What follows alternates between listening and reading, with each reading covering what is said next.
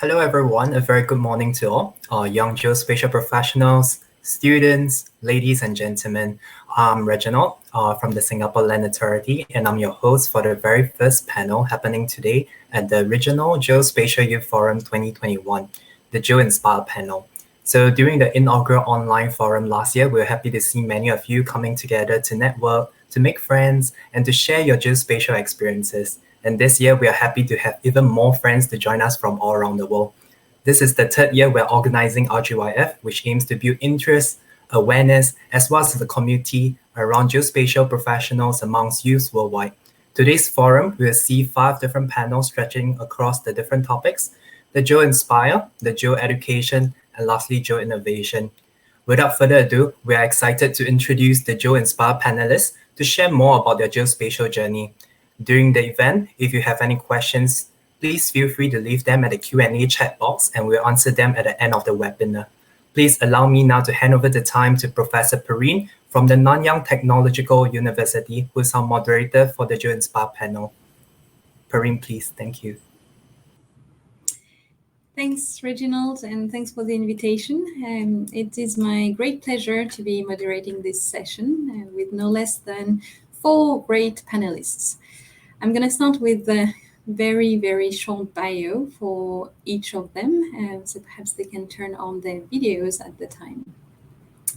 So starting with Christine Zyko.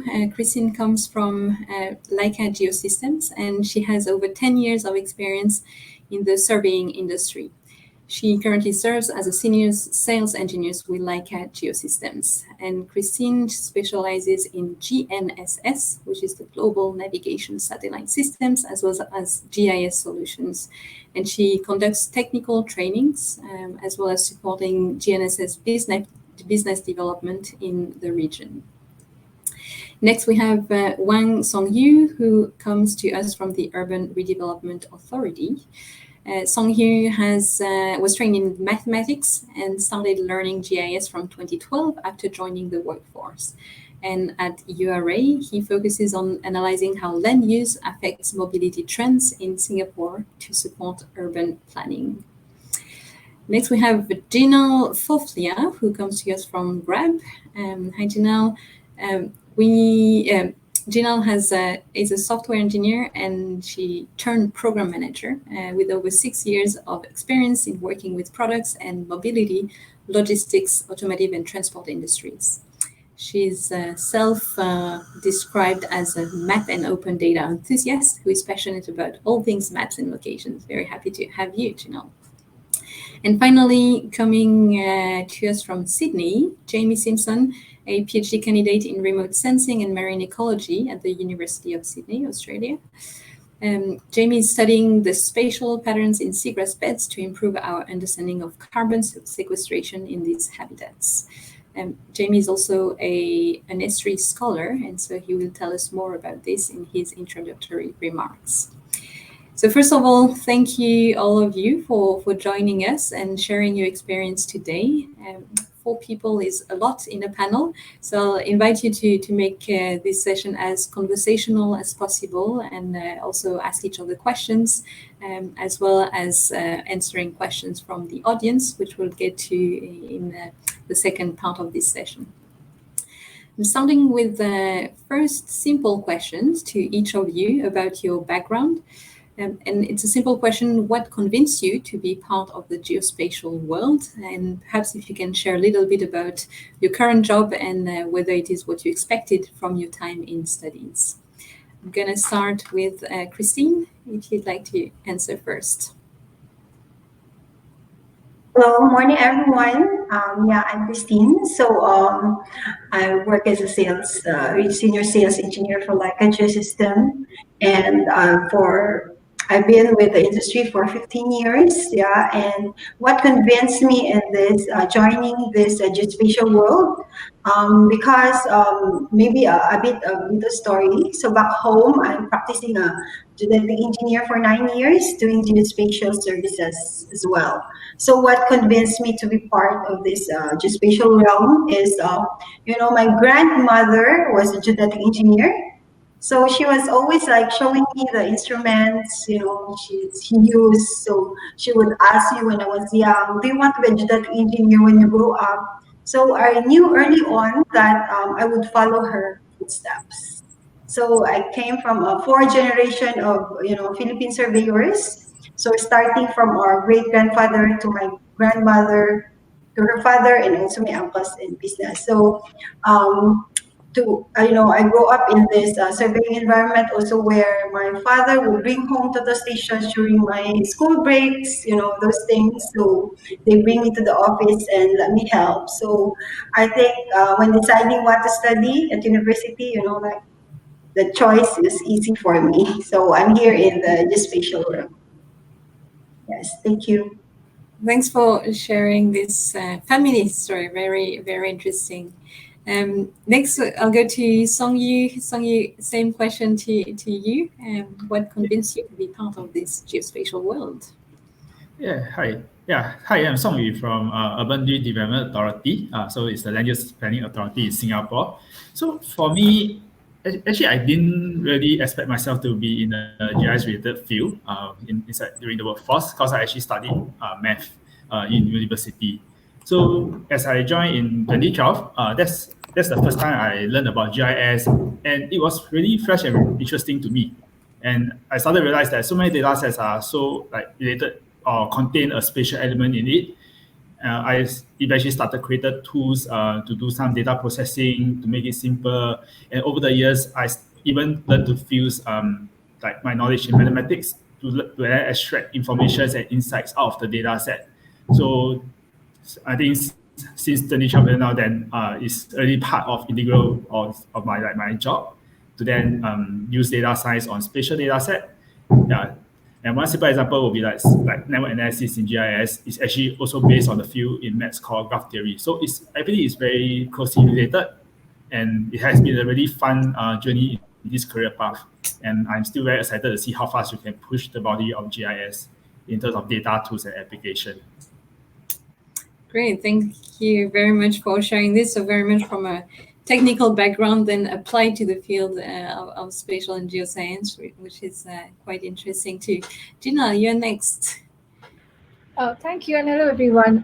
My story is also certainly similar to Songyu, where I actually was a software engineer, and uh, maps always intrigued me as a kid. Also, I mean, my parents and I used to play games where we would locate places, and geography was something which was very interesting. But I never actually thought that I'd take that up as a career, going forward. But I think one of my turning points was back in 2015 when Nepal earthquake happened. I was back, like I was in my school, and I had a lot of friends from Nepal, so I could see how devastated they were, and we were trying to find ways where we could help, and that's how I got introduced to OpenStreetMap, where everyone, the whole global community, was coming together and mapping, and like they were adding information, and I was wondering like what can that be helpful for. But then I realized the aftermath was that the helicopters could land because they were getting live satellite imagery. So rescue was possible. And this was, like, I would say, a turning point on my end where I was like, you can contribute and create impact out of it, and how it is actually directly leading to a change in lives of people. So this is how I got introduced, and it was lucky that I found an opportunity in this. Like my first job was also in the same field. The company was into maps, and then rest is history. I've continued my journey through that. Thank you, Gina. Very, very interesting. Well, purpose-driven from the beginning. Really interesting story. Last but not least, Jamie. Same question to you. Yeah, thanks. So hi, I'm Jamie. I sort of when I came to uni, I studied environmental science and geography, and I was interested in sort of ecology and how ecosystems work and all that. And in that context, I got introduced to GIS, and through that, I sort of came across all these people doing GIS work in such a huge and diverse range of fields. Archaeologists and epidemiologists, city planners, a huge range of different people.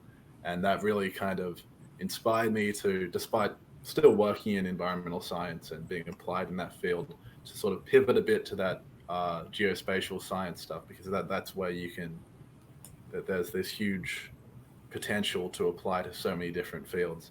So it was sort of a bit of a surprise to me. I had never really thought about the computing side of it. I had maybe totally different to the technical background. People who came from a technical background, I had no interest whatsoever in computers when I went to uni, and I just got into it while I was there, and I really loved it. So yeah.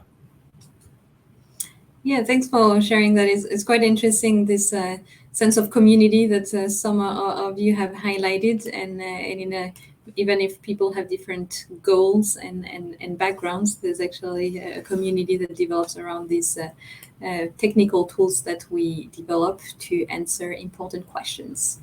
And that's actually my next question to all of you.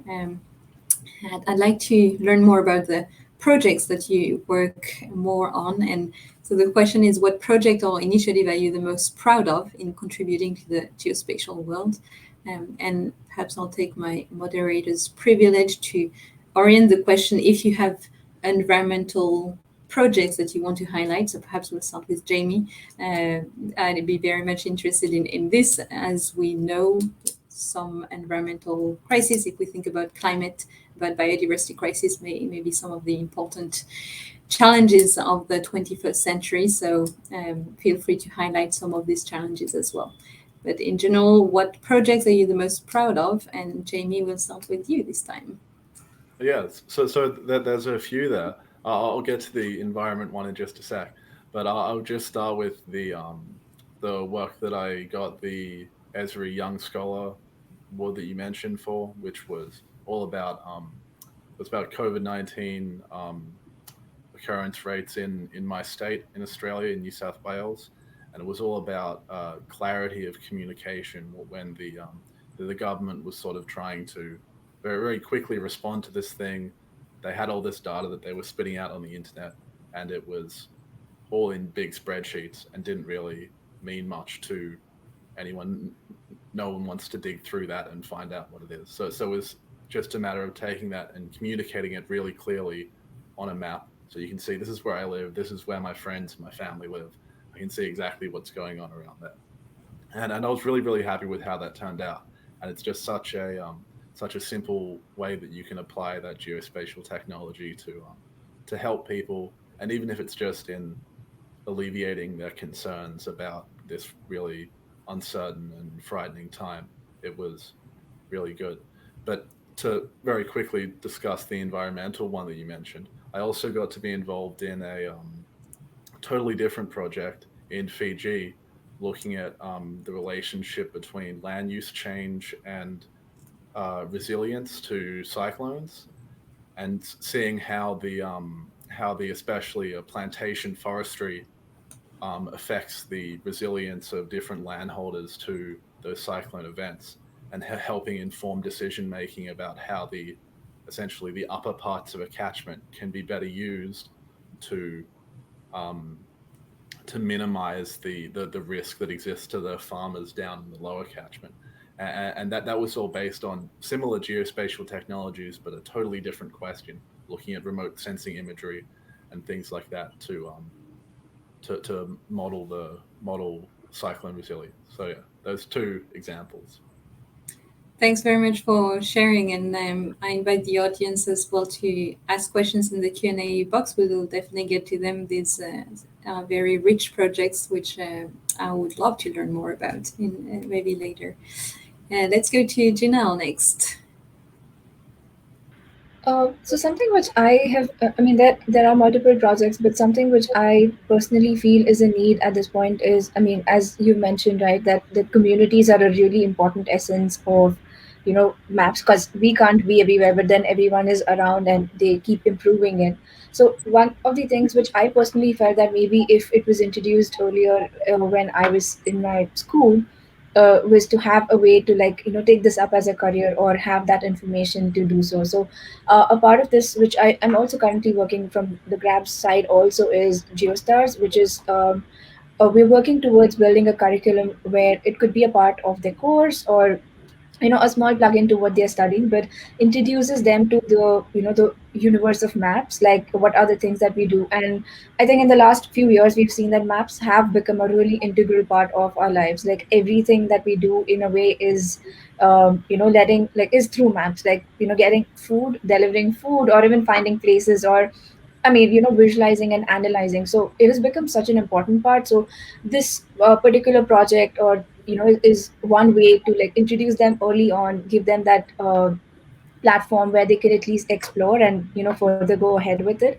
But this is something which I'm really passionate about, like making this a part of the education, and talking to them about it, introducing, and then it's up to them if you're interested, you pick it up or not. But just having a way to do it is something which I'm really looking forward to, and I'm hoping that we could scale it and it reaches the audience.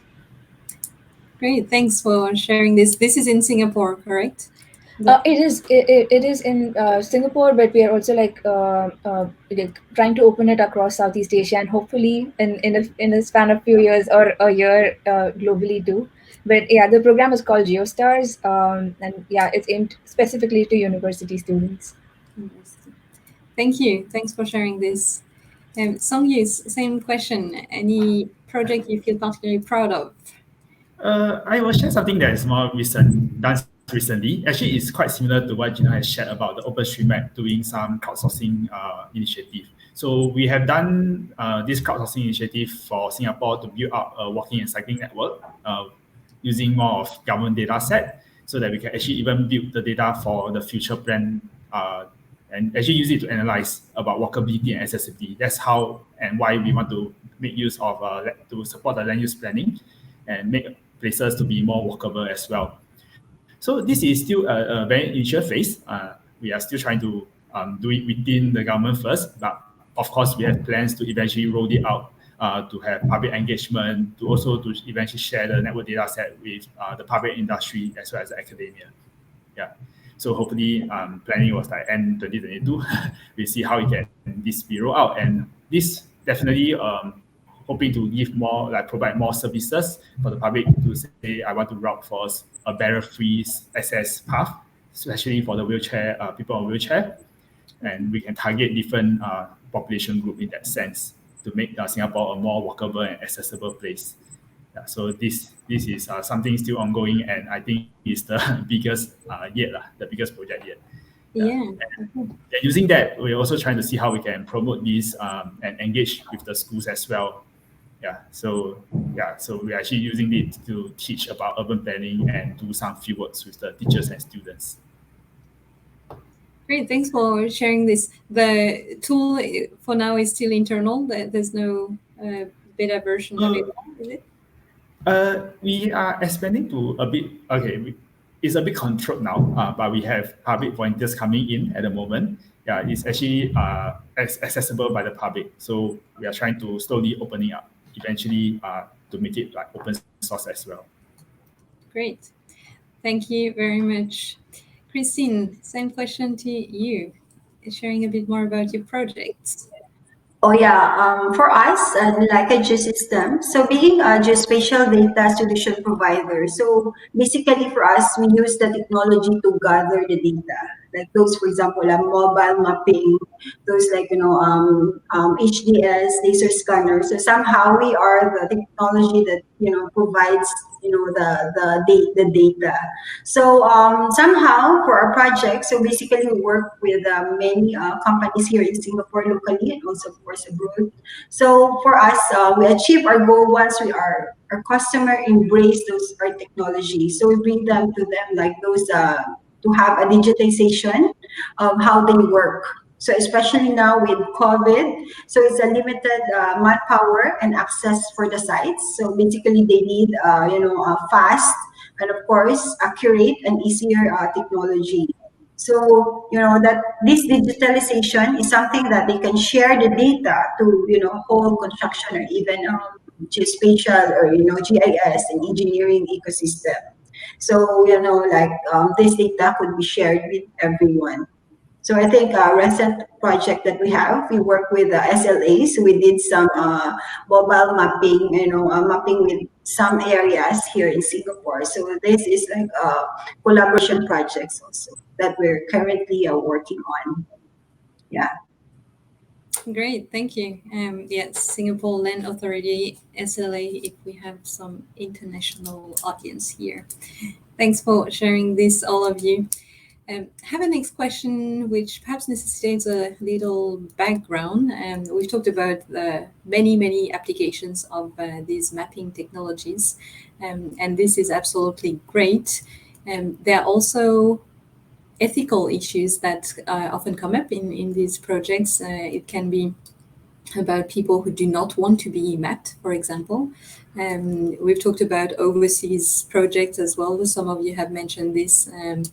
So there's also what we call in science and in academia now parachute science, where you're not necessarily from the country or city that you are studying and you're providing external information without necessarily involving people living in the area. So these are examples of ethical questions that may arise when developing and deploying these technologies. I'd like to ask some of you to perhaps share some thoughts on this and personal experience in dealing with these ethical issues. This is an open question. I don't know if I can invite Janelle maybe to start, as you have experience also with the OpenStreetMap, which I think is a community that has paid attention to that as well. Yes, and I think this is, thank you, Perrine. And I think this has been a topic of discussion for a very long time. And to be honest, there is no right answer because there are always different perspectives around it. A rule of thumb that, folks that, especially when it comes to OpenStreetMap, that they follow is that if it is on ground, then we can add it on the map. But then the question comes that the ground reality also varies from people to people, where something which is fine for for a group of folks, it might not be okay for the other group of folks. So instances like this have always led to like a conversation where oftentimes there are folks who are on the neutral ground, but there are also folks who put forward both of their perspectives in, and like at least in the past they've tried to reach down a consensus whether we want to map certain groups of people, whether not certain groups but certain things that are maybe not a lot of group of people are not actually like interested in getting that on the map versus the other. So there have been really hard discussions, and a lot of them are also on the public forum where there are strong perspectives on both the ends, and it's often hard, but we do reach out to a neutral ground and find a way to work through that. But I mean, one thing which I really like about OpenStreetMap is that it is very specific to like what a region follows. Like certain rules that apply maybe in Singapore may not necessarily apply in Philippines. So like it is a community-driven project, and the community in a way has a final say. So yes. I wouldn't say preference, but yeah, if the community decides that this is something that they want to explicitly mention that shouldn't be done, then that is something which adds on, and folks who even outside of that community are mapping would want to follow that, and it's also a respectful way, and that's how we coexist with all the diverse perspectives.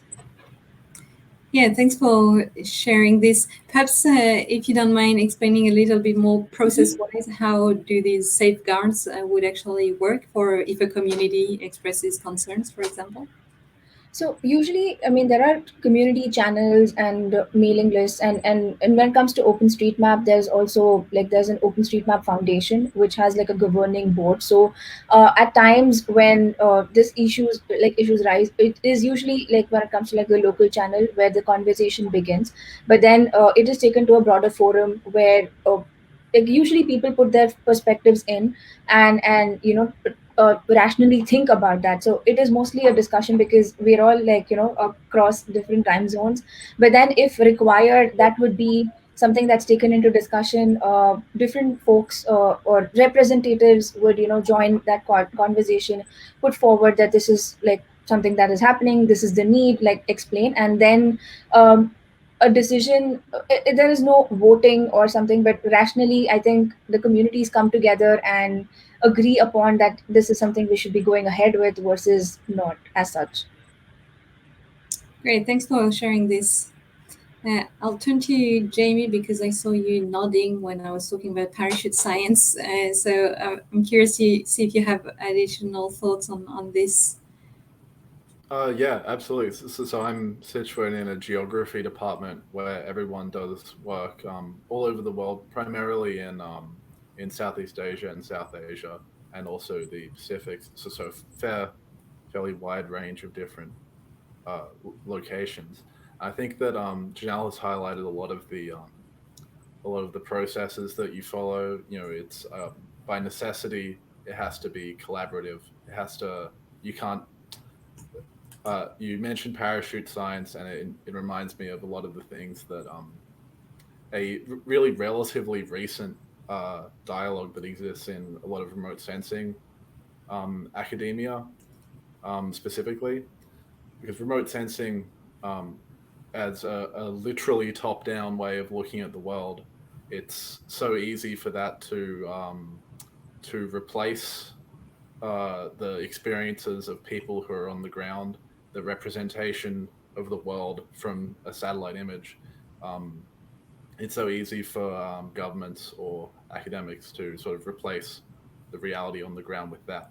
But necessarily, it just doesn't work. You can look at the Amazon is a great example where remote sensing data actually has been pretty extensively used to sort of shape the narrative around deforestation in such a way that it's really only working in favor of the people who have power and who are benefiting from that process. And so I would say that the exact things that Janelle has highlighted, that you need to sort of, the focus needs to be on using these things in a way that complements, that helps the people on the ground and supports them rather than dictates this is how things are, I suppose, would be my response to that. Yeah. Thanks very much, both of you, for sharing these insights. In the interest of time, I'll move to the next question, and by all means, Songyi and Christine, please chime in later when you get a chance to talk. Switching gears, and I'd like to start with a personal anecdote where I've worked in an organization in the Silicon Valley with perhaps some of the most inspiring software engineers that I've ever met, passionate about the environment and really using their software engineering skills to support environmental science work. But one challenge that we had in the organization was to retain and hire in the first place skilled engineers, because we were competing with the private sector with salaries that were 2, 3, 4 times higher than what we could afford at a university project. So this is a way to kind of talk about the different industries and private sector, public sector, academia working together. And I'd like to ask your thoughts on what's the best way to encourage these collaborations and perhaps encourage more youth to join the field. I'll start with Christine this time.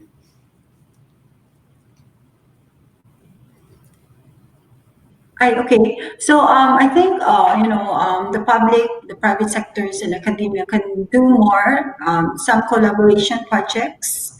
So which, like for example, for us, so being the supplier of this technology, so we can involve those young professional and students in GIS, geospatial industry. Like we could have like a project like mapping of the small areas, like for example in one of the university premises. So maybe that would be a good give and take, what's the best thing to do to this. They can suggest as well, or even it's a good way for all these students to have a hands-on to these latest technologies. Yeah. Thank you. Thanks, Christine. Songyi, I don't know if you want to add something. You work for the public agency in Singapore. Any thoughts on this? Yeah, so relating to the working network crowdsourcing project I mentioned just now, so we tried to engage the public by having get interest more public volunteers coming in. At the same time, we actually work with Ministry of Education to look at sharing such of initiative with the schools. Let them have a trial on using some of this geospatial technology and also learn how using GIS data, right, can support urban planning. So in this way, hopefully we can attract more youth to actually gain interest in this particular field and perhaps also develop them earlier as well. So these are actually some ongoing things that has been done. Yeah, and we were also trying to see how we can scale it up further to more schools as well. Maybe something additional will be that we are also sharing out the network data set with university students for their projects to actually try out. Also, they can also feedback to us what is useful and how we could eventually improve on it as well. So these are some of the possible ways that we can collaborate with the public and as well as the students. Okay, so any student in the audience can reach out to you directly. Yeah, yes, definitely. Great, thanks. Janelle, Jamie, anything you'd like to add? Yeah, so I think something, and this is something which is really interesting to me as well, because I understand that there is a thing to reach a point in a career as such, but I also feel that purpose is a huge factor that plays a role.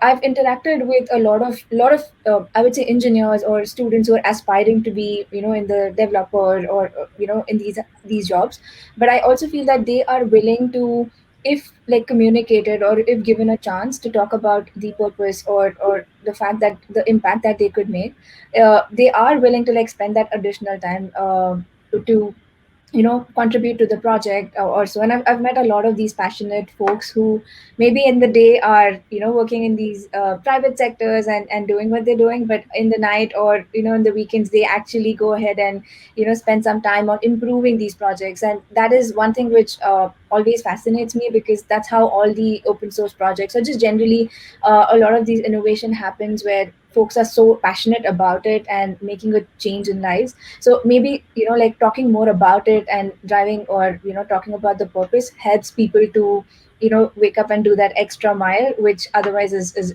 often really hard. And people do look out for that, like, you know, the sense of purpose or how am I impacting lives of people. Thanks. Yeah, and I like that you highlight that we are all human beings and not necessarily defined by specific boxes like private sector, public sector, academia, and of course this is a way also to connect and to make sure that passionate people, whatever their paid job is, can also contribute to various projects. Jamie, any additional thoughts on this? Janelle covered what I was going to say very clearly, which is I think that if you were to look for a way for those three, public, private, and academia, to come together, I think that that's sort of the collaborative, volunteer-based stuff for NGOs, whatever it may be, whatever context it may be in, is a really excellent means for that to happen. Thank you. One last question from me before we get to the Q&A. I'd like to ask each of you who or what most inspired you during your career. Anything that can inspire some of our audience. Let's start with Christine. Oh, okay. What inspires me is because I'm from Philippines. So basically, we use not so very high tech technology. So basically, with Leica Geosystem, I've got a chance to hands on with this kind of latest technology. So basically, for example, like total station, you can get only 1 point when you measure, but we have now a technology that could get like 2 million points per second. So basically, for me, right now I'm living, my passion not only for working for the latest technology, but also sharing my surveying knowledge with those GIS and geospatial industry. Yeah, thank you. Thanks. Let's go to Song Yu next. I feel this is very continuous until now, even like the very recent event of COVID-19. I think Jamie also have did some COVID-19 related projects as well. And it's not, as you can see, a lot of the different applications that pops out, right? It's not coming just from the public or the private, or a lot of them are from the community as well. So for example, in Singapore, I think there are some people who actually build GIS application to support the local hawkers. so that people can buy from these local hawkers and help in their businesses. So all these are very inspiring and really encourage me to like further develop myself in this particular field and see how far we can really push this boundary. Yeah, not just in a career, but really to help each other as a community. Yeah, thanks. I think this is something that comes up, and again in your answers, that this is essentially about our everyday life. All these technologies, as well as the societal issues or opportunities, are really part of our everyday life. Janelle, do you want to share about your inspiring people or projects? Oh yes. So I think for me personally, even when I started off, I think something which was really important when I work was that it has to, in a way work, like, have an impact directly or indirectly in lives of people.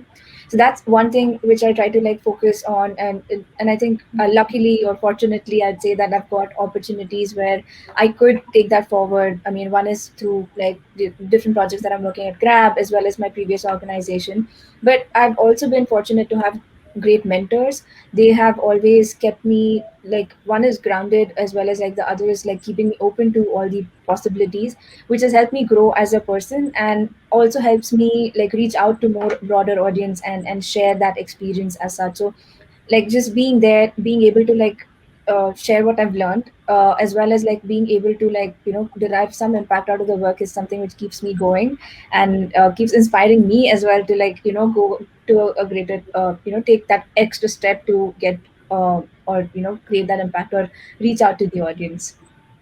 Nice. Yes, the power of mentors in the caring. Thanks for sharing this, Jamie.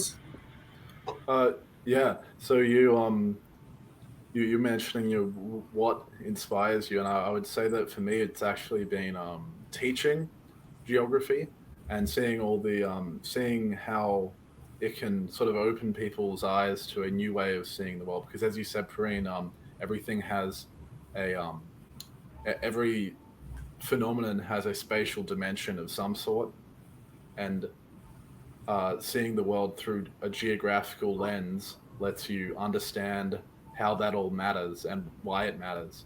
And GIS, I think, in my experience with teaching GIS, is a great tool to better understand those spatial processes in the world and why they matter. So when you when I am very privileged to be able to teach GIS to people in first and second year uni, and seeing this sort of computer tool change people's perspectives on the world completely is really exciting, and yeah, it's really great. Thank you, Jamie, and I could not agree more with that. I'm gonna turn to the Q&A box and invite the audience to ask additional questions. I think we have only a small group of people, so don't hesitate to raise hands as well. I believe this is an option. I'm gonna start with the first question for all the panelists. Are there any recent development in GIS that you are excited about? Who would like to take that first? They're all very polite. All right, I'll start with Songyu then. Oh, Jamie. No, it's all right. You can. Okay. Well, I can go first anyway. I guess it's I suppose it's GIS adjacent.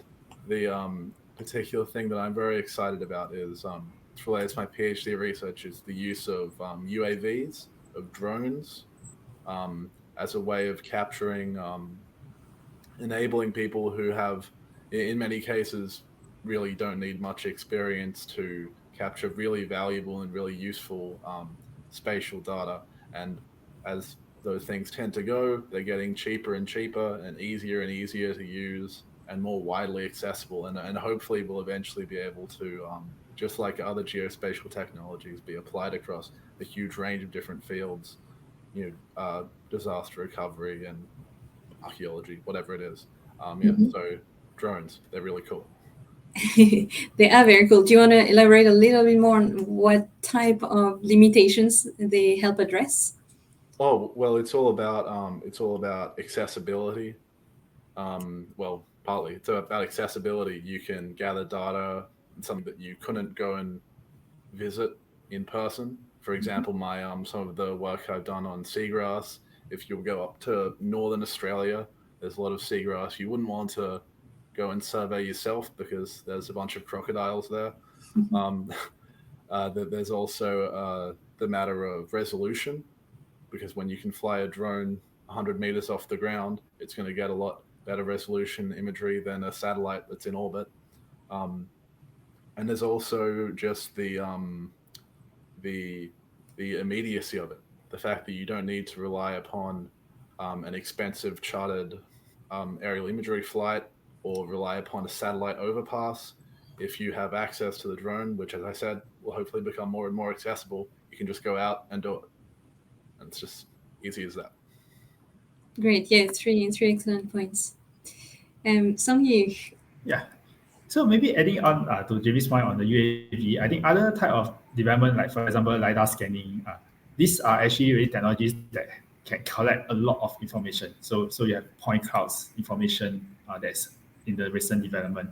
Yeah. So these are also technologies that I'm also looking at in a way also to work with SLA to look at some of this technology to maybe to add on to the working network data set. Yeah, so there's an endless boundary, I would say, endless possibility. Yeah, so these are some of the things that we are working on right now. Thanks, Song-Yu.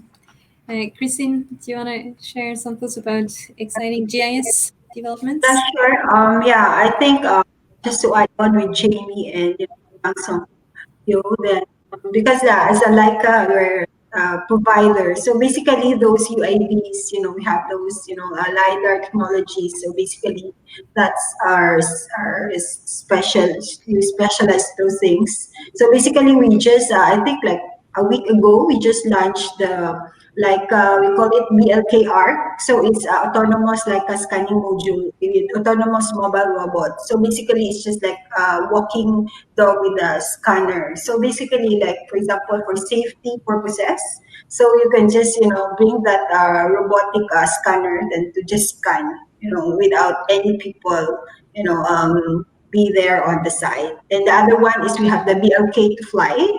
So very small device. So yeah, as Jamie said also that you don't need a very experience, So it's just a matter of how to to fly like a small drone, so you can get a vast of information already. So that excites also how fast and how accurate you can get those GIS data in this time. Yeah, thank you. Thanks. I'm curious, are there any new developments in terms of sensors as well that are attached to these robots or drones? Yes, actually we have already like BLK to go is attached to this robotics. Then so that's the technology, the latest one that we have. So maybe for Song-Yu, so if you want to do some testing, so we can do collaboration. Then we have this equipment. Then if you want to like have collect some geospatial data, then we can work together. Yeah. Sounds good. We can discuss offline. Yeah, that's good. Great, thanks, Christine. Janelle. Yes, I think so. Drone was also something which I've been excited, but apart from that, I think one of the things which I'm particularly really excited about is the augmented reality aspect of maps, where the maps actually speak to you.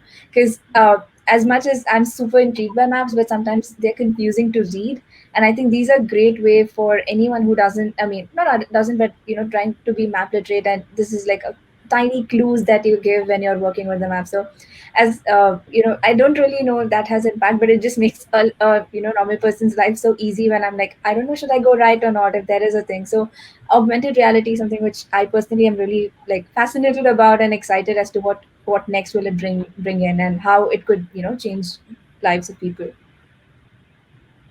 Yeah, great point. Another very fast growing field as well. I don't know if any of the panelists has specific experience in that field, but I agree this is an important new development. All right, I'll move on to the next question, which is for Songyu more specifically. You mentioned walkability and accessibility. Are there metrics to gauge these KPIs? I think this is the first project you mentioned. And is the Land So Transport Authority involved in this as well? yeah, so quick answer to that is yes, we are developing them, and it's actually also together with multiple agencies. So LTA, Land Transport Authority, HDB for the Housing Development Board, and Parks and so forth. So this is actually a quite a huge joint project. So it's not just UIA ourselves. Yeah, so in terms of the KPI, this one really depends on what is the objective we want to focus on, and then for each of the objective, then we'll see how best to use the data, analyze them, and create some sort of the KPI that we would like to achieve in the long term. Yes. Great, thanks. Thank you for answering this. We have another question from a panelist who apologizes to have joined late. That's totally fine.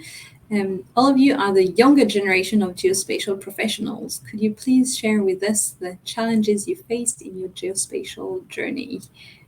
We have started with some stories about this, but not necessarily the challenges. So perhaps if you want to share some of this, let's start with Jinal. Do you want to provide some inputs? Sure. I think one major challenge was that like as I even mentioned previously, right, that since like geography or it was not one of my majors, so it was something which was hard for me to like get started with, except for the thing that I was passionate or rather super interested about this side. That was one thing which I mean you had like it has a huge learning curve which I had to take in, but it was also organic because as I like I had good mentors. There were people who were really passionate about it, so that introduction became really easy and a good foundation for me. But apart from that, I also feel something that I have been talking quite about is the representation as such. Like I think women in geospatial world is a small percentage. I'm seeing that the percentage is growing, but oftentimes even when it's an open street map conversation or discussion or even community, I the women representation is quite less, and especially when you're the younger one in the lot with all of them who are really experienced, you tend to like have an internal conversation where you're thinking, should I be putting this forward? Am I am I doing it right? Am I offending anybody? And you grow and you get better at it, but at that time when you're like the only woman with a room full of like a few men who are really experienced and in this field, it always brings that thought in that whether you should say or not. So this was one major thing for me, particularly where like having to have a voice or even putting that forward or even being vocal about what you're doing was a thing that I had to, force myself to think that I'd be doing it and grow. But it was really hard for me to like get that moving. And I think that I try to do is also encourage a lot of women. In like I hope that percentage increases over the course of time. But diversity is one thing which I have been very consistently thinking about, and maybe finding ways or things that could support that. But this was one major challenge that I encountered.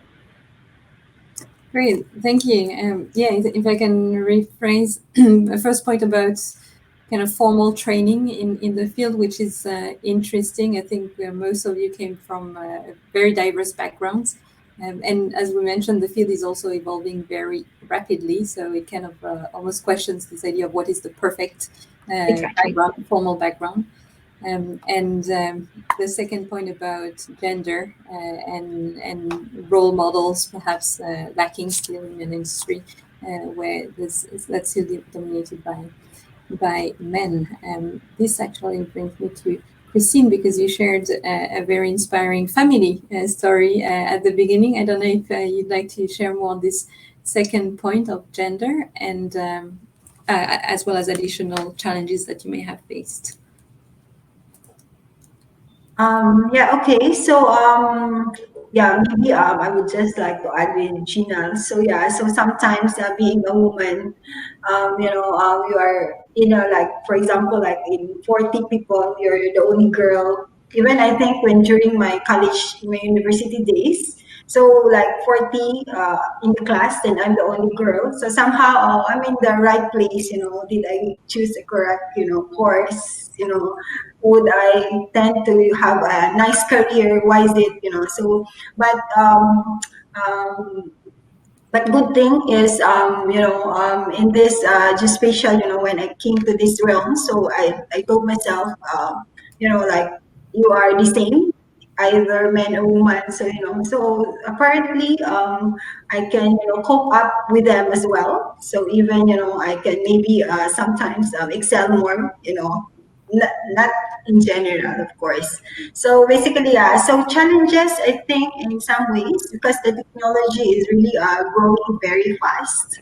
So and even the innovation as well. So in this industry, so for me, personally, I need to cope up with it. Like last time, it's like only 2D.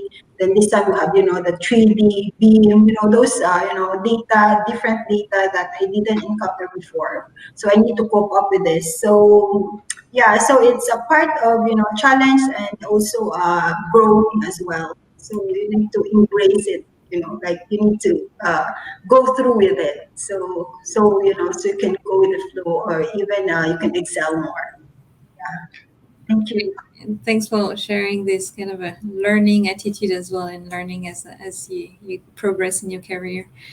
I'll turn to Jamie and Song Yu, and perhaps add another question that popped up, which is about the skill sets that you think are required for youth to go into the field of geospatial. So perhaps these two questions combined, if you have additional thoughts. Jamie, do you want to go next? For the skill sets involved, and yeah, so the it is it does relate to something I was going to say about the sort of challenges in getting into the geospatial world. I'm not sure precisely how it might be in Singapore, but in Australia, it's very, very hard to get a graduate job in GIS. It's a it's a it's a field where it's quite competitive at the entry level, basically. So what there is there, and that's how it was for me. I ended up getting very lucky and getting a job at a tiny little company where I was the second employee, and that was lucky, just fluke. But yeah, the that I think is that's sort of a key challenge, is making that transition from from being educated to being in the world and applying it in an employed position. And I think that the having a wide range of GIS exposure to different GIS technologies is important. In terms of skill sets, probably having some development sort of abilities is very, very useful and gives you a pretty big edge. I think Python, whatever it may be. Yeah, so I would say that. Yeah. Yeah, thanks. Some versatility that will help you also in a given company or university or agency address several projects. Song Yu, do you want to add a few thoughts? Yeah, so maybe I just end off with a bit of thoughts I have. In terms of challenges, I would say maybe it's more in the past. I think in the past, GIS is still not as common. Not a lot of people knew about GIS, but I guess as things progresses, you have a lot of different apps coming out like Google Map, Grab. Actually, all these really depend on the GIS technology, and it becomes part and parcels of everyday life. So I think nowadays it's easier to talk about it, and people can better relate since it's part of their life. Yeah. So I guess how to really kickstart into the realm of geospatial, right? There are open source tools out there, like maybe Quantum GIS, that they can download and start trying out and run some analysis or even visualize data set as a start. And in terms of open data, there's a lot as well. So for Singapore, we have the data.gov.sg. Quite a number of data sets are also in spatial format. So you can just download them, take a look at them. Using the tools of Quantum GIS, you can even run some simple visualization or analysis. I guess that will actually help you kickstart. Yeah, but other type of skill set, Python programming, all these with the open libraries will then maybe bring you further to do some data analytics and so forth, or even web application development. Great, thank you. And perhaps, this was another question that was asked. If during the last few minutes, some of you have their favorite websites, tutorials, etc., you can add the links in the chat box as well for our participants to check later. I'll wrap up with one final question. I think we have about 1 minute left. So asking you to wrap up and maybe share a final thought on whether you actually think of something specifically inspiring or perhaps some specific advice that you have for the young generation and for people in the audience. Let's start with Janelle. Any final word? I would just, going to wrap up with saying that, like to the audience, that keep an open mind. There are a lot of, opportunities, and there's never, you're never late to learn something new. So you don't really, if you're interested, there are a lot of resources. Some of them are open source, some of them are also paid, but just keeping open mind. And when it comes to geospatial world, as I think Songyu mentioned, that it's become a part and parcel of our lives. Like everywhere you see, it is already there. And any technology, if you're a data scientist, there's a lot to explore. If you're into machine learning, there's a lot that can be done. So any field could be applicable here.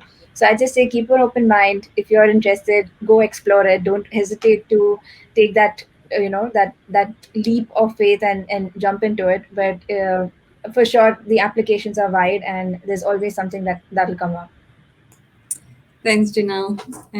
Songyu, one word of advice for the young professionals.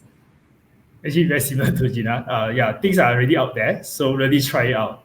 So as you try out, you'll find maybe the direction of your interest, because GIS is very diverse. You could be more interested in web application, or you want to do more data analytics and so forth. So just try out. The data are there.